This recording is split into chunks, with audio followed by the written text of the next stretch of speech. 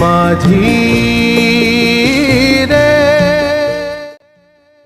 କୁହାଯାଏ ଜଣେ ଗାୟକ ଗୀତ ଗାଇପାରନ୍ତି, କିନ୍ତୁ ଜଣେ ମହାନ କଣ୍ଠଶିଳ୍ପୀ ନିଜ ସ୍ୱରରେ ଲୋକଙ୍କ ଭାବନାକୁ ଜୀବନ୍ତ କରିପାରନ୍ତି।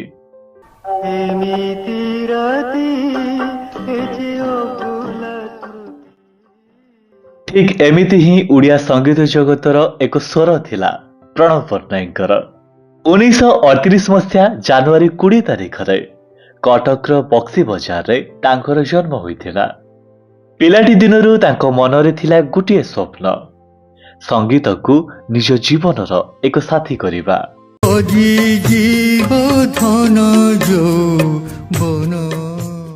ତାଙ୍କ ସଙ୍ଗୀତ ଯାତ୍ରାରେ ଏକ ବଡ଼ ମୋଡ଼ ଆସିଥିଲା 1958 ମସିହାର ଓଡ଼ିଆ ଚଳଚ୍ଚିତ୍ର ମା'ରୁ। ତାଙ୍କୁ ପ୍ରଥମ ଥର ପାଇଁ ଚଳଚ୍ଚିତ୍ରରେ ଗାଇବାର ସୁଯୋଗ ମିଳିଥିଲା। ଏହି ଗୀତର ସଫଳତା ପରେ ସେ ଶ୍ରୀ ଲୋକନାଥ, ସୂର୍ଯ୍ୟମୁଖୀ, ସିନ୍ଦୁର ବିନ୍ଦୁ, ଶେଷ ଶ୍ରାବଣ, ଚିହ୍ନା ଅଚିହ୍ନା, ବତୀଘର ଆଦି ଚଳଚ୍ଚିତ୍ର ତାଙ୍କୁ ଲୋକପ୍ରିୟତାର ଶିଖରରେ ପହଞ୍ଚାଇଥିଲା।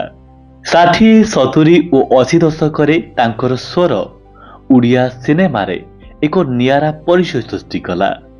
ଦୀର୍ଘ 6 ଦଶନ୍ଧିରୁ ଅଧିକ ସମୟର ସଙ୍ଗୀତ ଯାତ୍ରାରେ ସେ 200ରୁ ଅଧିକ ଗୀତରେ କଣ୍ଠଦାନ କରିଛନ୍ତି।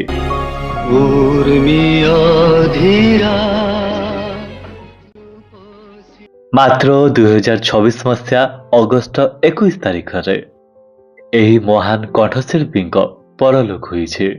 ହୁଏତ ଆଜି ସେ ଆମ ଗହଣରେ ନାହାନ୍ତି, ମାତ୍ର ଯେତେ ଦିନ ଓଡ଼ିଆ ସଙ୍ଗୀତ ଥିବ ତାଙ୍କ ସ୍ୱର ଅମର ହୋଇ ରହିଥିବ।